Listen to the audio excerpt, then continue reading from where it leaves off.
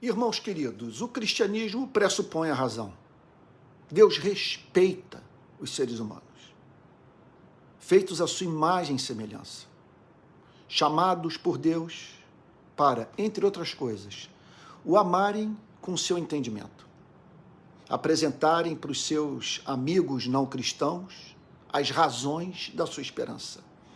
O tempo inteiro nós vemos nas Sagradas Escrituras os mensageiros bíblicos fazendo apelos à razão. O apóstolo Paulo chegou ao ponto de declarar na primeira epístola aos Coríntios, no capítulo 15, que um dos fundamentos na fé, na ressurreição de Cristo, era a quantidade de testemunhas oculares, sabe, cerca de 500 pessoas. E ele completa, muitas das quais ainda vivas, que testemunharam o fato da ressurreição. A Bíblia nos chama para contemplar as pistas que Deus deixou de si mesmo, vamos assim dizer, na ordem criada, chegando ao ponto de declarar que os atributos invisíveis de Deus, bem como seu eterno poder e sua própria divindade, se reconhecem desde o princípio do mundo por meio das coisas que foram criadas. Contudo, a razão tem seus limites. E eu gostaria de falar sobre isso hoje. Quais são os limites da razão? Em primeiro lugar, ela não pode tornar o conhecimento de Deus real para o ser humano não regenerado. Eu acho que eu disse isso, foi numa entrevista que eu dei recentemente, sim, para o jornalista Reinaldo Azevedo e o jornalista Leandro Demore, que eu disse o seguinte, que quando eu me converti, o meu desejo era sair pelo mundo convencendo as pessoas que o cristianismo está baseado em fatos. Então eu acreditava no poder da persuasão, eu tinha esperança de, mediante o uso de raciocínio lógico, de apresentação de evidências, sabe, e tudo isso feito com muito tato, convencer as pessoas de que o cristianismo é a pura expressão da realidade. Bom, é claro que nós devemos trabalhar duro para que os nossos amigos não cristãos sejam levados à fé por meio de uma apresentação cuidadosa do conteúdo da verdade feita por você e por mim. Então, nesse sentido, é importante que nós conheçamos os pressupostos intelectuais dos nossos amigos melhor do que eles próprios os conhecem, a ponto deles serem levados a dizer, puxa vida, eu nunca vi ninguém apresentar de uma forma tão clara aquilo que eu mesmo penso. Então, essa é a nossa meta. Procurar o ponto de tensão, quer dizer, aquela área ali que se nós tocarmos, nós vamos mostrar a contradição no seu sistema de pensamento, ou a resposta que o cristianismo oferece para a demanda intelectual do seu sistema de pensamento, que não é satisfeita pela sua visão de mundo. Tudo isso nós devemos fazer. Então, nós podemos arrazoar, nós podemos defender a existência de Deus, nós podemos apelar para o universo e sua forma e dizer que tamanha harmonia, essa unidade na diversidade só tem explicação se partimos da pressuposição que por trás da vida há um ser infinito pessoal. Nós podemos falar sobre as evidências da ressurreição, a credibilidade das Sagradas Escrituras, sua beleza, a coesão do seu conteúdo. Podemos falar sobre tudo isso. É o que a razão nos permite fazer, mas ela não tem o poder do convencimento espiritual, de levar uma pessoa a crer que o Evangelho é a palavra de Deus. E mais do que isso, ver excelência no Evangelho, conforme eu tanto insisto, beleza no Evangelho, a ponto de ser levado a dizer essa beleza é evidência da origem divina dessa revelação.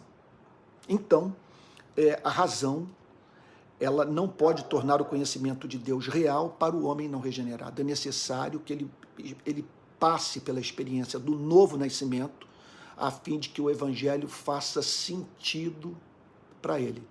Atenda as suas demandas espirituais. A principal delas, a demanda por redenção. Então, e que ele veja sentido e confie na palavra de Cristo. Isso é essencial, só o Espírito Santo para fazer. Segundo lugar, ela não pode produzir uma sobrenatural e salvífica revelação ou mesmo um senso dela. A razão não pode revelar o caminho da redenção. Nesse ponto, a filosofia não tem contribuição nenhuma a dar. Não está no poder do filósofo dizer como que o ser humano pode se reconciliar com o Deus contra o qual ele pecou. Agora, não apenas isso. Não é da alçada da razão fazer com que o ser humano tenha uma compreensão salvífica da revelação. Tenha um senso da glória dessa revelação no seu coração. Nesse ponto, a razão é totalmente impotente. Então, vamos entender o ponto. Pregar o Evangelho é, entre outras coisas, nós tentarmos revelar para o mundo a beleza de Cristo. É como entrarmos no Museu do Louvre, lá em Paris, na companhia de alguém, e tentarmos ajudar essa pessoa a partir do conhecimento de que dispomos, das experiências estéticas que vivenciamos, a beleza das obras de arte, o que elas querem comunicar, a intenção do artista. Agora, a experiência estética nós não podemos produzir no coração daquele que tanto desejamos que sinta o que nós sentimos. Então, eu falo de Cristo. Eu trabalho duro para mostrar a amabilidade de Cristo, a excelência do Evangelho, a majestade de Deus. Mas esse senso estético, esse encanto, esse contato com a majestade que faz o homem cair de joelhos e dizer Senhor meu e Deus meu, como Tomé disse para Cristo, só o Espírito Santo para dar. Então, nós precisamos entender isso. O cristianismo, para quem está do lado de dentro, é o que de mais racional existe. Para quem está do lado de fora, é completo absurdo. Eu tenho insistido nisso um bocado nesse nosso curso. Em terceiro lugar, se ela reconhece a revelação, ela não pode determinar em seguida o que a revelação pode ou não pode conter. Digamos que a razão se convença que nós precisamos de uma revelação. Bom, não se trata de algo... Quer dizer, uma coisa é você acreditar que houve uma revelação. Eu acho isso mais complexo do que convencermos alguém que os seres humanos precisam de uma revelação a fim de obterem respostas para as questões mais importantes da vida. A principal delas é referente à morte, que nos aguarda. Qual filósofo veio do lado de lá para nos dizer o que aguarda o ser humano depois da cessação da sua vida biológica, do fim do seu batimento cardíaco? Então, nós precisamos da revelação para nos falar sobre o que nos aguarda após a morte. Nós precisamos da revelação para saber o que fazer para nos reconciliarmos com Deus. Como atender às demandas dessa justiça que exige que Deus nos ofereça um perdão justo. Então, a razão pode se convencer da necessidade da revelação, mas ela não está em condição de determinar o conteúdo da revelação. Ora, isso é a mesma coisa. Vamos dizer, aqui estamos nós conversando, e você estabelece uma relação de afeto comigo.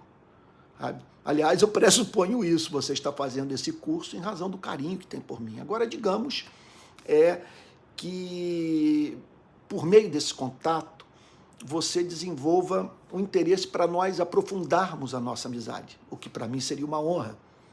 E você demonstra interesse em me conhecer um pouquinho mais. Sabe? E eu a você. Veja, eu não posso determinar o que você tem a dizer sobre si mesmo, a fim de que eu o conheça. E a mesma coisa, você só vai conhecer a mim, para além do que conhece por meio dessas aulas, sabe? Se eu me abrir com você. Tem coisas do meu passado, da minha história, que só eu sei. Só eu sei, não compartilhei com ninguém. Então, o mesmo acontece na relação do ser humano com o seu Criador. Quer dizer, nós só podemos conhecer a Deus na exata proporção em que Ele se revela a nós. Agora, em quarto lugar, quarta limitação da razão. A razão não pode compreender a revelação divina. Veja, eu posso conhecer a revelação divina. Posso conhecer a revelação divina, apesar de não ter conhecimento exaustivo da revelação divina. Agora, se eu esperar ter conhecimento exaustivo da revelação divina, eu não digo nem do todo, mas de cada doutrina, a fim de crer, eu jamais experimentarei fé salvífica em Cristo. Então, esse conhecimento é um conhecimento que demanda humildade, uma vez que, de posse dele, nós lidamos com o mistério, nós lidamos com aquilo que está para além da razão. Quer dizer, grande parte daquilo que nós acreditamos tem a ver com o que nos foi falado e que nós não podemos comprovar cientificamente. É um outro tipo de prova. É prova com base na autoridade quem fala. Quem fala é tão excelente, é tão amável, é tão veraz, que apesar de não termos acesso em primeira mão aos fatos, nós acreditamos no testemunho daquele que se revela a nós, o nosso Deus. Então,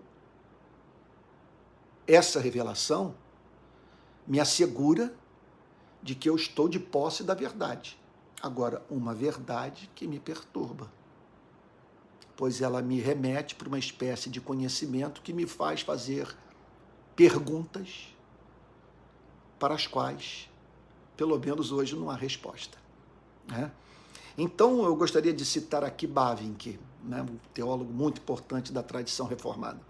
Mas a teoria do conhecimento, que gradualmente surgiu na teologia cristã e que, em seus elementos básicos, foi primeiramente concebida por Agostinho, sustenta tanto a liberdade quanto o limite da mente humana.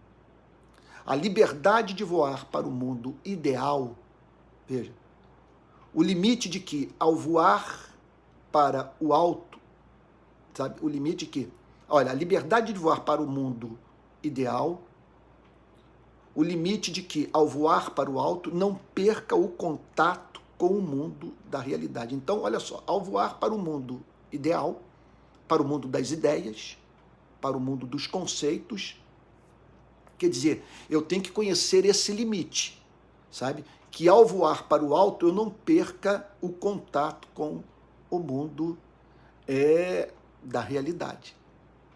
Da realidade da verdade, da realidade da vida. Eu gosto muito dessa citação aqui de Charles Rod, que ele diz o seguinte: agora eu já não sei, me perdoe dizer, eu não sei se essa declaração é do filho do Charles Rod ou do próprio Charles Rod. Eu não sei se é do A.A. Rod ou do Charles Rod. Mas ele diz o seguinte, um dos dois: se não pode haver fé racional, se temos de receber como verdadeiro apenas o que conhecemos e compreendemos, então o mundo inteiro está reduzido à miséria. Porque grande parte do nosso conhecimento tem a ver com aquilo que nós não compreendemos. Tenta compreender o Big Bang. Como surgiu? Se é que houve. E o surgimento da vida orgânica. Como que de poeira cósmica, sabe? Como que de matéria inanimada surgiram seres vivos, e você e eu, seres que pensam. Então, para quem não conhece a Cristo, nós sabemos que um Deus infinito pessoal conduziu todo o processo. Agora, pense naquele que não tem essa revelação, sabe? Ele lida com o mundo, quer dizer, que o permite fazer afirmações taxativas, às vezes ousadas, com relação à origem da vida, a criação, a formação do universo, agora, ao mesmo tempo admitindo que não tem resposta. Uma delas é essa, o surgimento da vida orgânica, o surgimento do mundo animal, sabe? E dentre esses, de seres que são capazes de redigir poema, né? Então, o trabalho da razão, resumindo, é perceber a verdade, mas não a excelência da verdade. Para percebermos a excelência da verdade, é necessário que as escamas caiam dos nossos olhos. Nós carecemos de um milagre, nós perdemos essa sensibilidade para o belo. Então, nós precisamos de um coração novo, a fim de que aquilo que a nossa mente percebe, aquilo que, quer dizer, a percepção da verdade venha acompanhada de deleite. Deleite que é subproduto do contato com a beleza. Então, é isso. Nós não podemos nos esquecer que o mundo da teologia é um mundo que é muito marcado também a produção teológica é muito marcada pelo temperamento, pela personalidade do teólogo. Então, há ciências que estão mais suscetíveis a esse tipo de coisa. A matemática, por exemplo, ela é preservada dessa influência da personalidade sobre a sua produção teórica. Agora, quer dizer, sobre as afirmações do ponto de vista não apenas conceitual, mas do ponto de vista factual. Agora, quando nós pensamos em psicanálise, em sociologia, né, quando nós pensamos em história geral, quando pensamos em teologia, nós não podemos perder de vista o fato de que a nossa personalidade está envolvida. Daí a importância da comunidade da fé, de estarmos fazendo teologia junto com pessoas das mais diferentes culturas, das mais diferentes épocas, e de gente que, inclusive, discorda de nós. Sabe? Isso é de fundamental importância. Então, é isso. Ficou claro para você os limites da razão? Eu espero que sim. Então, isso não significa de nós abdicarmos do uso do pensamento, mas o fazermos de uma forma bastante humilde. Aliás, eu diria que a humildade é a condição indispensável para nós não apenas entrarmos no reino dos céus, mas para usarmos bem o cérebro. Porque a suprema realização da razão é conhecer os seus limites.